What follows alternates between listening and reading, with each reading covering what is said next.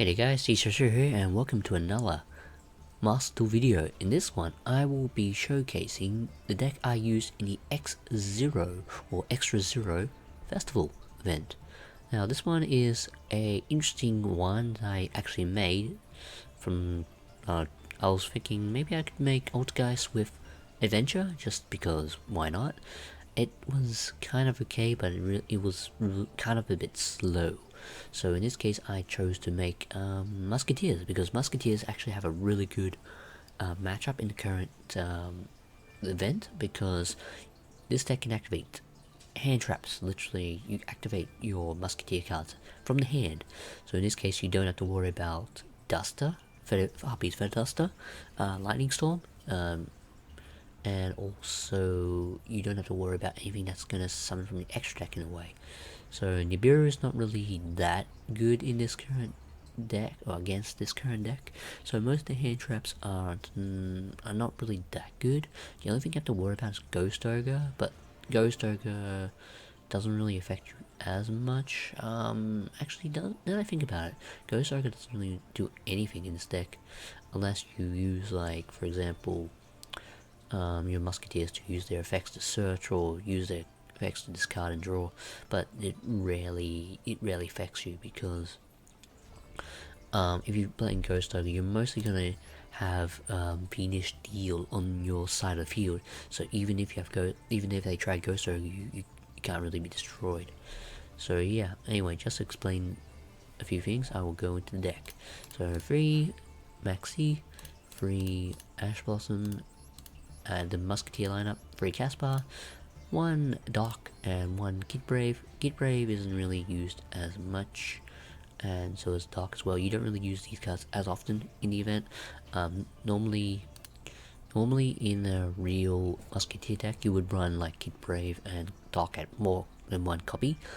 But for me, I chose not to, because I prefer to use my Caspar and my Starfire as more copies than the other ones, because your field is already going to be cramped the way it is, and Dark and stuff, you only just need 1 copy to actually go off. So yeah, it's pretty simple there. Adventure package running 2 Enchantress, 1 Faithful Venture, 1 Draco back, and 2 Rite of Armacia. I thought about running more than 1 copy of this in this deck, but the deck is already stuffy enough as it is, because you rather make a deck that's consistent, and I chose to run 40 cards rather than additional cards, because I wanted to draw other stuff in as well, because Maxi fixes your draw power in this deck, in a sense, because you need ways to actually get to. I mean, Maxi is really good in any deck, but Maxi allows you to draw into your Musketeer, spell and traps, and allows you to literally pop off, in a sense. 3 Starfire, 1 Calamity, and yeah, Duster, run 1 copy, 2 Steady Hands. Now, some decks do run or don't run Steady Hands. I chose to run Steady Hands because Steady Hands allows you to manipulate certain things, and also Steady Hands is really good in rogue matchups, or in this case the non extra deck related matchups. So in this case, Extra Zero Festival doesn't use any extra deck monsters, for example Link monsters, so yeah, Steady Hands is actually not too bad in this current meta. 3 cross domination, you need this as a staple.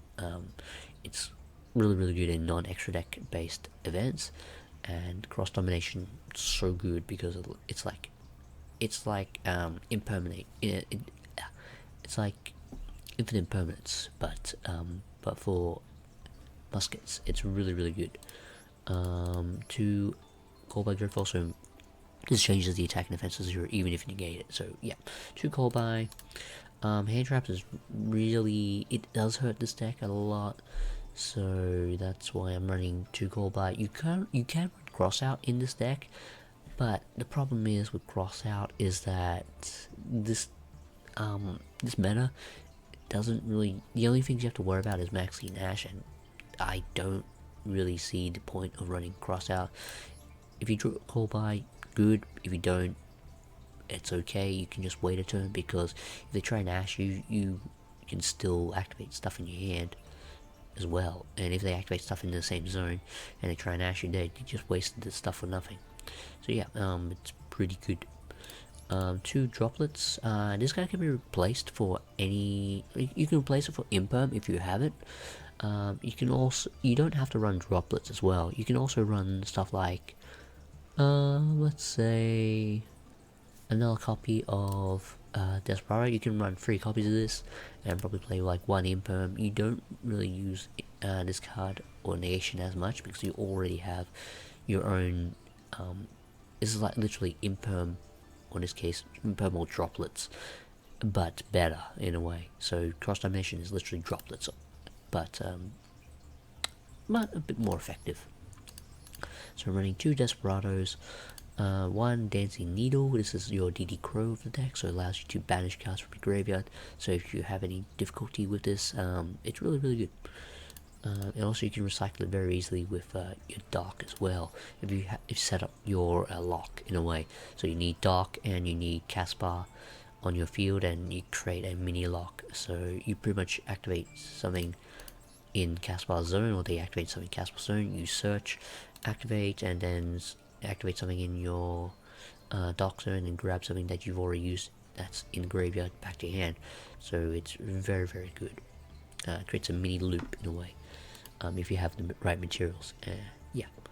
Also running 3 Last Stands.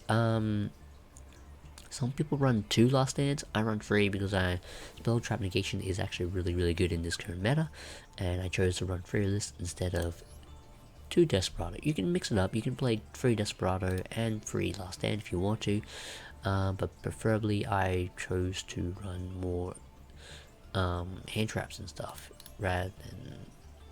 I chose to run not more hand traps, but I chose to main these ones more than your Last Stands. It's in terms of ratios, it depends on what you want to run. This is what I'm running in general. You can also run any of the musket cards. You can also max out all of them if you want, for budget reasons, if you don't have droplets. But you do need Kolbai up to a point. If you don't have it, it's fine. You can probably run it without it. Also running 1 Fiendish Deal, and also 1 Crooked Crown. Crooked Crown is okay. It allows you to swarm out your field in a way. Also control the field. Because if they try and destroy your card, destroy your musket cards, you can just activate Crooked Crown and summon another one from your hand, and then repeat the process of activating stuff in your hand and blah blah blah blah. It's pretty simple. So yeah. If you don't have droplets and you don't have the adventure package, it's okay. Just run multiple. Let's see. You can run alternative cards such as Regeki, Dark Hole. Any of the staple cards you can actually get from this is actually not bad. The adventure package allows you to protect stuff. That's the only reason why I'm running it, just to protect your field from getting either destroyed or negate. You're trying to negate stuff that is literally going to affect your field. So yeah, you don't have to run it, but you do need some kind of protection, because muskets are very fragile when it comes to being staying on the field and activating their effects. Because once they're gone, trying to get back. Also, you can run. You can run wild if you want to, just to have more longevity in the matchup if you want to, but it's up to you. You can probably take out another droplet, for example, and run 1 wild and run the imperm. That also works. But yeah, there's multiple ways of making this deck, but it actually works really well. Adventure package just helps. It allows you to manipulate certain things that weaken your field, in a sense. Now, what were my matchups in the X0 event? Now, I did run across a lot of Machina, and these weren't the extra. This wasn't the deck you can use immediately from the borrowed. This wasn't the borrowed version of what you can play immediately.